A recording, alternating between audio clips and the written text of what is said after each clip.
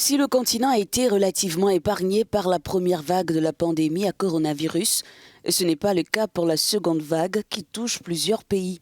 Le Centre africain de contrôle chargé de suivre l'évolution du virus a dressé un bilan plutôt négatif de la situation actuelle. Une augmentation des cas liée sans doute à la période des fêtes, explique Machidi Somwiti, la responsable Afrique de l'OMS.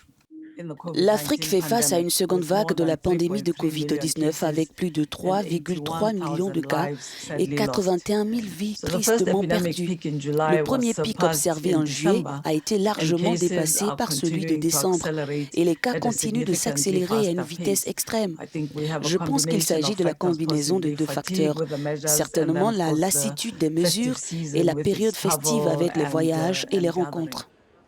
Selon le directeur du CDC, John Nkengasong, le taux de mortalité en Afrique est de 2,5%, au-dessus de la moyenne mondiale qui est de 2,2%.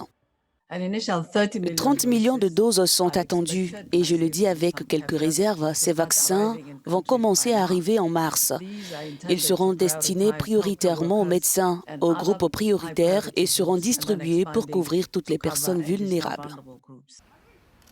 Toujours dans l'attente des vaccins de l'institution COVAX qui doit fournir 600 millions de doses d'ici la fin de cette année, l'Union africaine a entamé des pourparlers avec la Russie et la Chine pour obtenir plus de doses.